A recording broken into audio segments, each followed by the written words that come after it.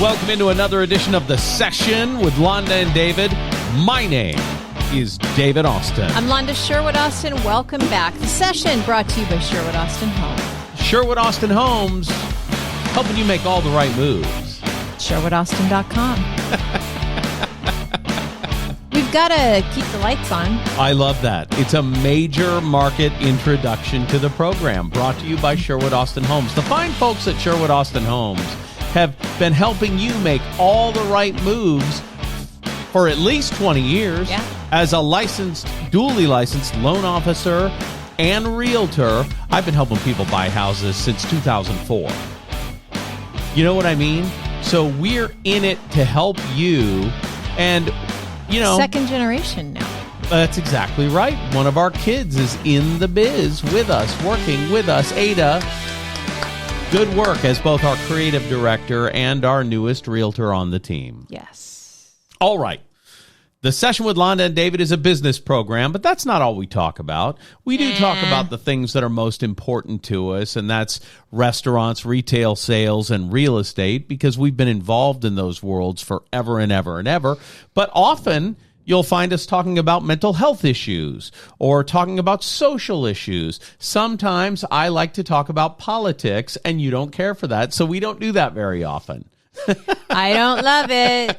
One thing I do want to mention today is that this week, when this podcast goes out, from July 14th through the 18th, you can drop off your extra craft supplies to 1766 Fowler Street in Richland. We're gathering all those craft supplies. We're going to take them over to the Richland Community Center on Saturday, I think at 2:00, and do a craft supply swap. Right. So it's totally free. You just drop your stuff off. We'll organize it for you and get it organized over there at the community center. You come Saturday afternoon and take what you want. That's exactly right. Leave what you want, take what you want. It sounds almost too good to be true. But when Ada came up with this, apparently this is something people have done before. Yeah. There was a big clothing swap recently. Yep. And what happens is people literally just bring the stuff that they have either had in the craft room for years and are thinking about something else. Yeah.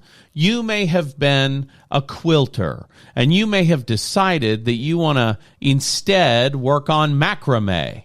Well, you can bring your quilting supplies that are left over and trade them for macrame supplies. Every crafter in the world has that pile or box, or cabinet full of stuff they don't use. I brought some things in this morning, and there were already some donations in the box, so that was very exciting. Thank you very much for that. Anyway, that's something that we have going on. If you forget the details of what I told you, just reach out to me. Londa, how do we get a hold of you? Google my name. My phone number is everywhere. Londa Sherwood Austin is not hard to find. No. Super easy to find. So that's something for the calendar that is coming up. The other thing, just save the date, September 23rd. Yes, September 23rd, 6:30 to 7:30 p.m. Currently, the location is at my house, but we might change that depending. But it's midlife and menopause, a candid conversation, and shop my closet. So what does that mean? Shop my closet. Thing. What does it mean? It's the same thing. Bring items in your closet that you're tired of, you don't want anymore. I'm going to have my stuff there, and we're going to do a clothing swap. Wow. So we're now in the swapping industry, it seems like. It's just fun. We're swapping craft supplies. We're swapping clothing. It's just fun. I like it. I think it's a lot of fun. So those are two things coming up for you to mark your calendar, July 19th and September 23rd. And what else is on the calendar? July 19th and 20th, the Troubadours, which is my tuba group, is going to be playing in Leavenworth. The beautiful little German town in the middle of the mountains of Washington. Bavarian village. That's exactly right. So the Troubadours are a bunch of music educators, essentially, who play tuba and euphonium, and will be playing at the Pavilion in downtown Leavenworth. So that's the 19th and the 20th. Check showtimes for more details. And there you go. That's all the calendar stuff, you've recently become a Rotarian. That's exactly right. I don't know if you're familiar with the Rotary Club. You are, Londa, because you've come to several meetings with me.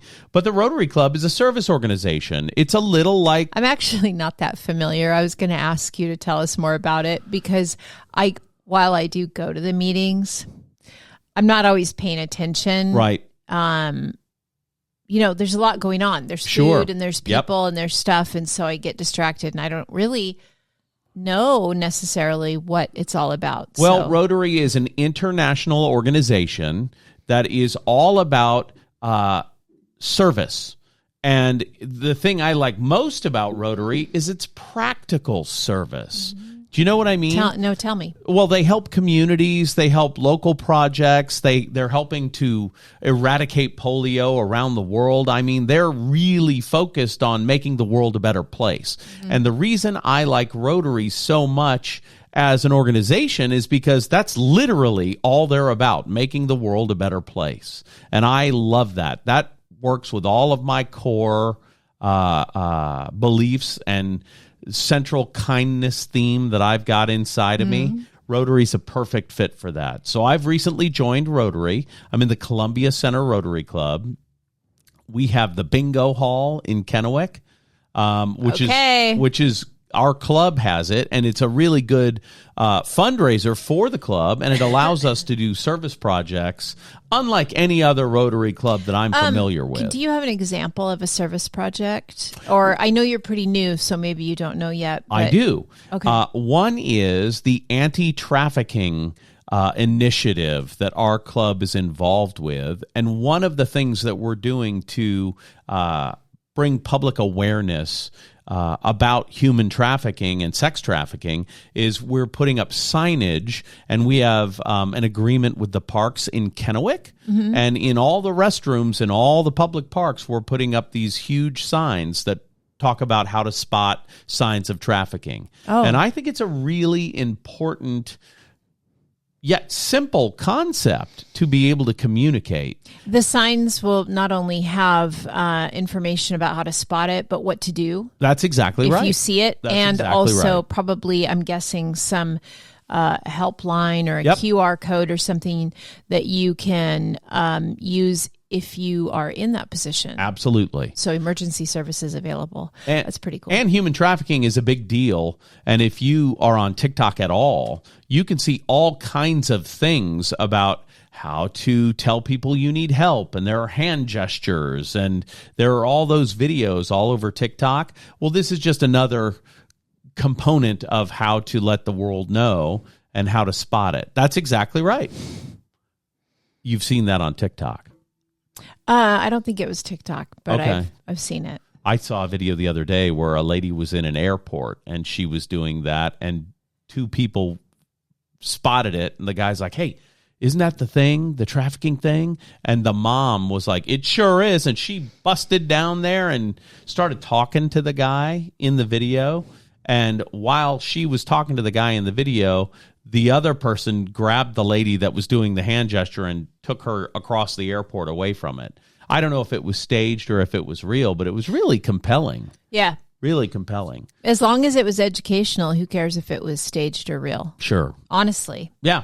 And it doesn't matter, but that hand signal is definitely something. So those signs will be going in all the Kennewick parks. Really important. You might think, if you're from the Tri-Cities, you might think, well, I mean, do we have a problem with trafficking?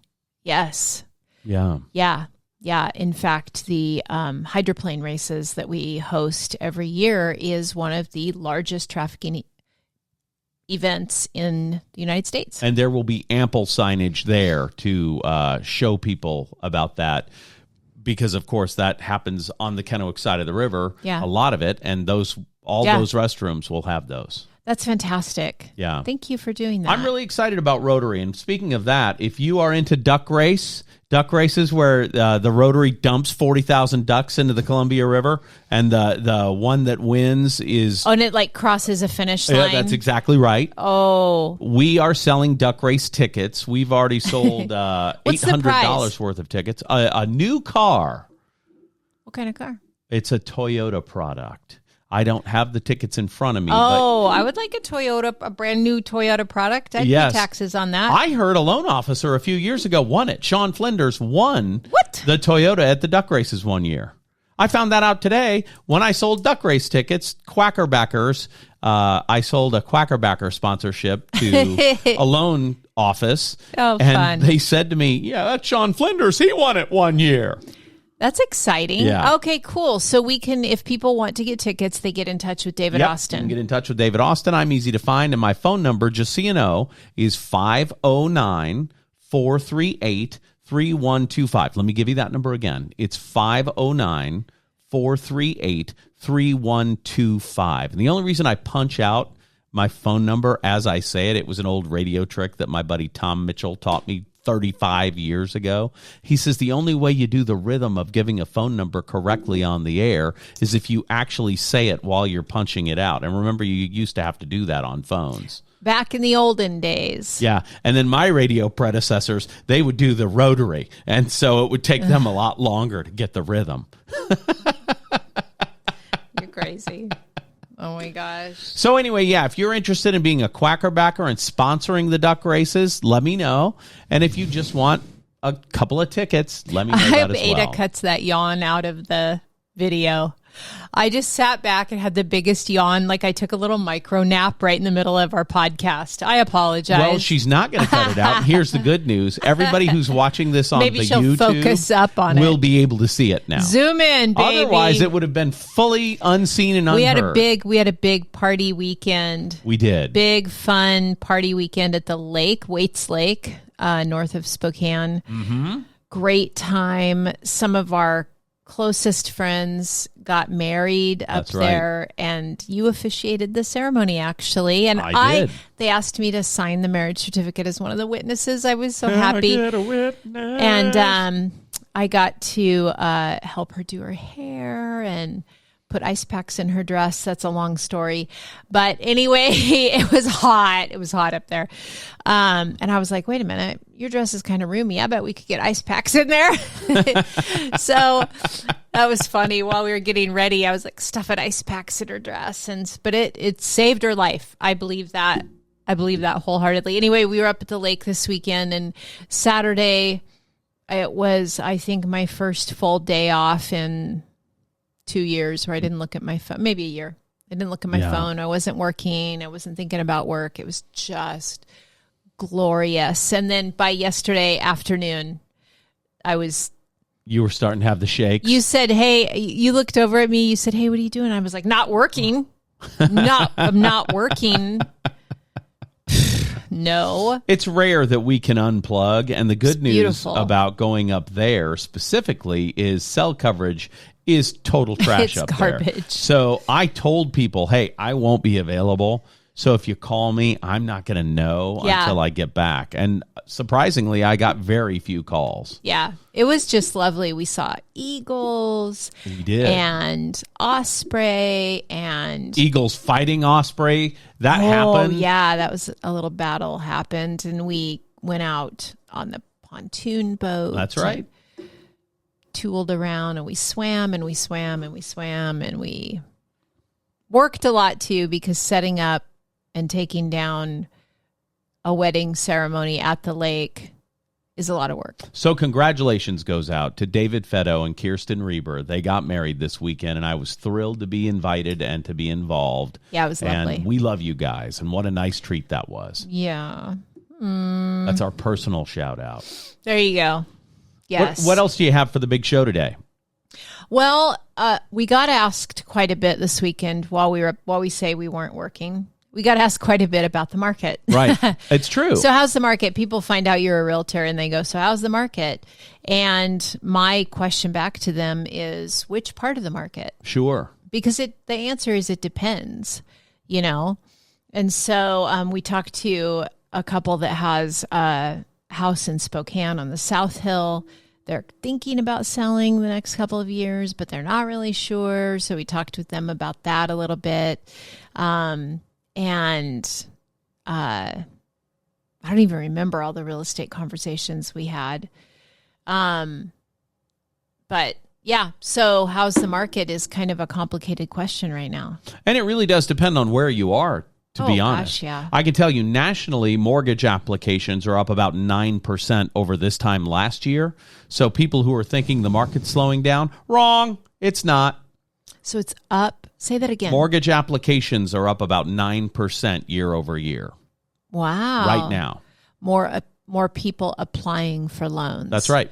Oh, that's good news, right? Yeah, that's great news. Going in the right direction. And that doesn't mean that's going to close in 30 days, but that means there are people in the market interested in buying homes more than there were at this time last year. Yeah. And I think that just has to do with we're past the election now.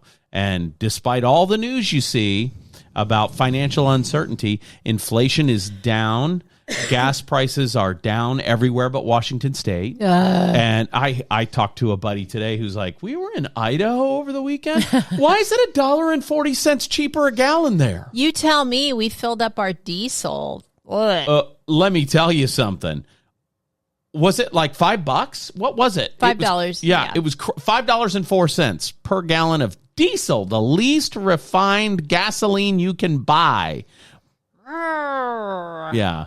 So that's not great. But, our gas taxes just went up 6 cents a gallon on top of what they already were. So we have priced ourselves kind of out of the market for gas here. I don't even care about the gas price as much. I don't get as outraged about gas prices as I do about restaurant prices, and it just makes me furious. And I have lots of restaurants that I love and support, and and we just went to the newly reopened Barracuda Coffee in Richland. Love them. That was great. It was fun to go and have a cup of coffee. Ran into several people we knew, and that was fun. I would say I'm going to do the restaurant review no one asked for on the newly reopened Barracuda Coffee. Okay. I'd say an 8 out of 10, and the only reason I take points off is because the chairs are uncomfy.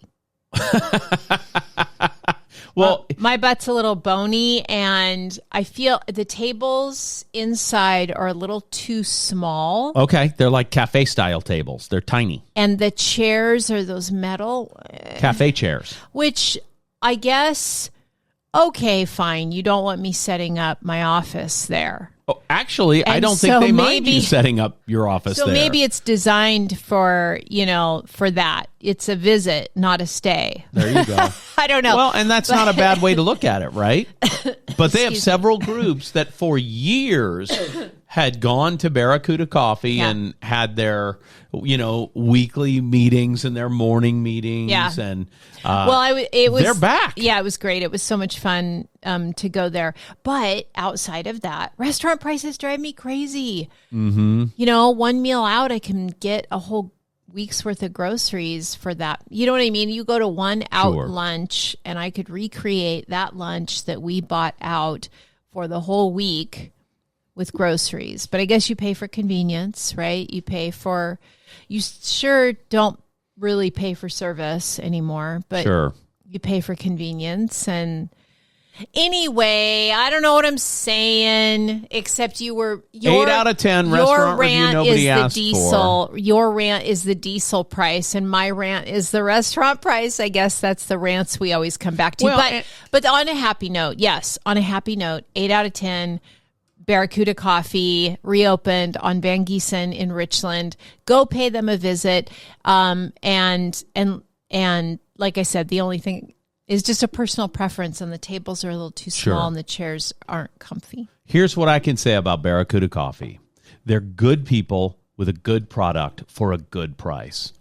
And if they want to steal that and use that, Shoops, you got that. Go ahead and take it. Go right ahead. Good people, good product, good price. Barracuda Coffee, full endorsement from David Austin. Wow. Okay. All right. Hopping back to the market, we did get a question this week. Okay. What is a backup offer? So is it an offer that beeps when it's in reverse? Beep, beep, beep, beep, beep, beep. Tell us, Londa, what is a backup offer? So let's say you have, let's pretend, let's create a scenario. I'm selling a home. Yes. It's on the market for sale. And I receive an offer from a potential buyer. Mm-hmm. We come to an agreement on the terms of that offer. Everybody signs that agreed upon offer. Sure. And now we are under contract. Yes. Yay. Party time. Celebrate. Well, we could have someone who's interested in being in second position, a backup offer, as it were. And let me ask a question and frame it. Would you accept backup offers if there were possible contingencies, like an inspection contingency or an appraisal contingency, financing, or a sales contingency? At what point would you stop taking backup offers, I guess is my question. Technically, I don't think there's any point that you have to stop taking backup offers, but they are written on specific, there's boilerplate language that this is a backup offer. I gotcha. And usually there's only two.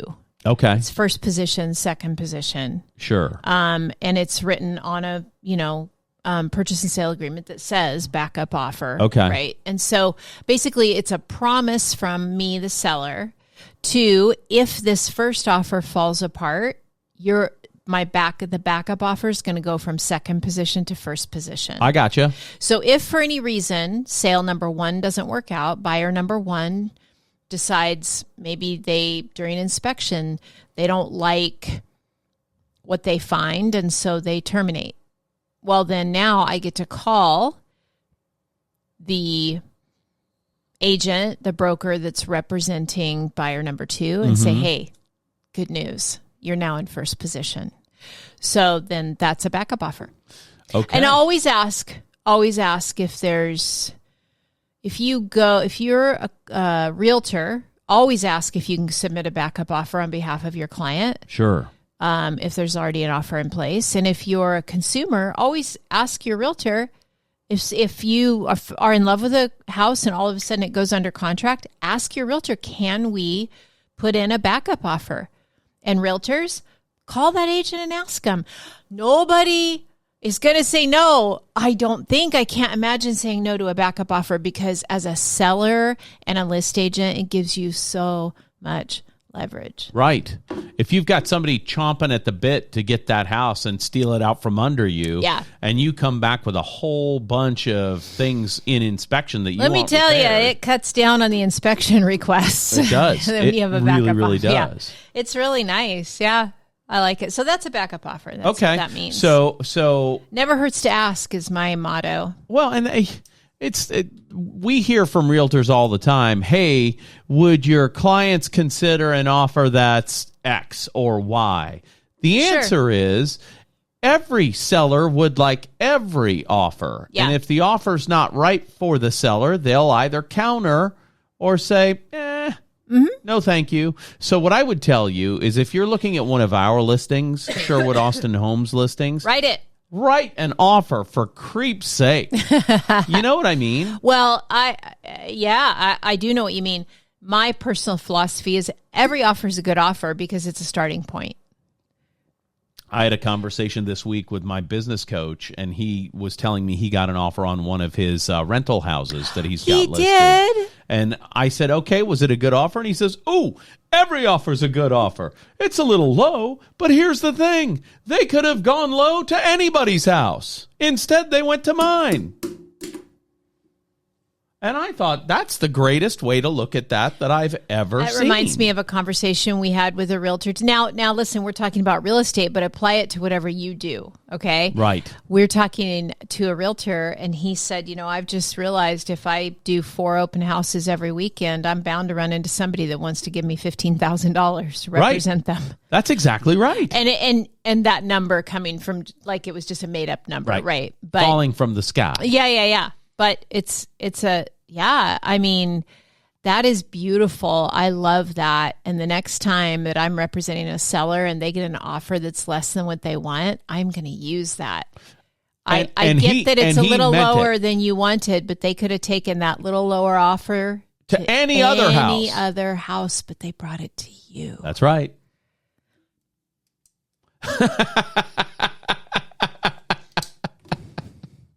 Yes. I think that was a visual joke. So if you're just listening, you're going to have to go watch the podcast, and we're not going to explain it to you. But I got you on it. So that was good. fun. We kind of matched today. I'm now realizing. Yeah, you're more I'm a lighter shade of blue. lighter shade of blue, and I'm I don't know. It's blue. Yours is just not as I've got a bleached out big looking as mine. oversized linen shirt and a pair of shorts on with sneakers. But what's funny is when I'm sitting down, it looks like I don't have any pants on. You can't see that. I'd like to see that. I will say, though, did you notice that my sneakers match my earrings? Oh, yes. Peep the shoe. I love it when you do that on the program. Yeah. I love those earrings specifically a lot. Orangey New Balance shoes. Do you remember your old realtor picture where you had a short crop cut and those earrings and a blue shirt? I remember it. That is not. It was an A-line haircut. It wasn't cropped. I don't know what you call it, but you were wearing those earrings. No. No? No, I know what you're talking about. Okay. All right. Let's not fight in front of the children. No, I think you're mixing up two photos. Okay. So there is a photo of me teaching a class, and I'm wearing these earrings, and I have a kind of a shorter A-line. Right. And I'm wearing a light blue denim shirt. And James has a headshot of you that he took that day. No, I'm teaching a class. The headshot that you're thinking of, I'm wearing a black jumpsuit with a blue denim jacket, very similar color. Uh-huh. And the earrings I'm wearing in that photo are turquoise. Okay. All right.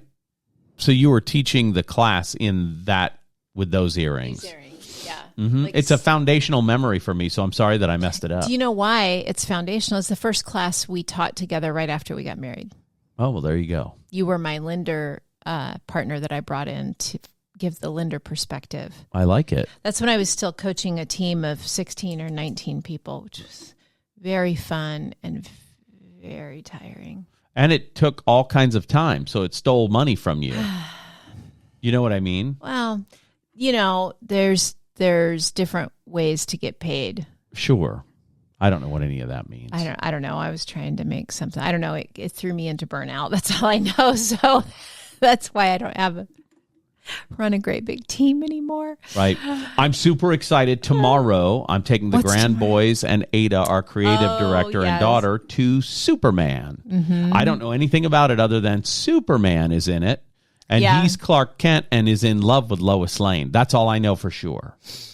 What else do you need to know? I don't know. Jimmy Olsen's a photographer at the Daily Planet. I know that, but I don't know about the story at all. So I'm super excited. It made $120 million over the weekend. Well, 150 was the goal, wasn't it? Nope, 120 was the goal. Oh. And they hit their goal. Nice. And they think they're going to get another 150 in worldwide ticket sales out of the United States of America. And I don't know that number, but they were by a lot number one at the box office. Fun. Number two was Jurassic World Redux or whatever the thing's called. Jurassic World Rebirth. That was number two. And slipping to number three was Brad Pitt's Formula One racing movie F1.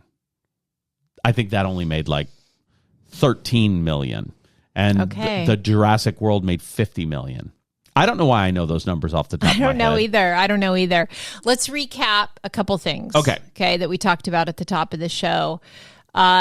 This week, that this podcast is going out, July 14th through the 18th, you can drop off your extra craft supplies at the ERA Skyview office, 1766 Fowler Street in Richland. There is you walk in the front door, turn to your right. The donation box is right there. You'll see it. And you can come to the craft supply swap on July 19th at the Richland Community Center. I think it's at 2 p.m. You look it up. I don't know. And then the other date, save the date for September 23rd, 6:30 to 7:30 p.m. for Midlife and Menopause, a candid conversation. Sure. And if you've got a hankering for polka and you're all about going to Leavenworth, Washington, the 19th and 20th, the Troubadours will be there playing in the little town square pavilion. Yep. There you go. So I just wanted to remind everybody of that. There you go. What That's else? It. That's what all. else do you That's want all to I've talk about? got. We're brought to you by Sherwood Austin Homes. We want to always mention that. If you are curious about your home valuation, if you have a complicated situation and you want to get our take on it, we've had a lot of those recently. Sure. A lot. And we're happy to sit down with you and kind of go over the situation and give you a few different scenarios, possibilities of directions that you could go at no cost, just because this is what we do. If you just want to have a conversation, reach out to us. If you want to find out how much equity is in the savings account that you sleep in your home, call Londa Sherwood Austin or David Austin at Sherwood Austin Homes so we can tell you how much equity you have in your home. If you bought your house before 2019, the average home in the Tri-Cities has appreciated $150,000 since 2019. Can you imagine? That's just free wealth. Yep. Free wealth. So if you're interested in figuring out if you need to access that, or even if you can access that, reach out to us. We'll talk to you about that at no cost. SherwoodAustinHomes.com. Nope, SherwoodAustin.com. SherwoodAustin.com on the interwebs. What else do you want to talk about? We have 1 minute. That was it. That was the whole deal. I should have been outro. doing the music underneath that the whole time because that was the professional outro. That was the outro. See, there you go. Everything's got a little bit of a, what's the thing? Pratfall effect. Yes, the reel that you have at the end. B-roll. No, that's not what I'm talking about. Blooper? Blooper reel. Wow. There's a little, well, we talked about how once you hit 50, your mind stops working right.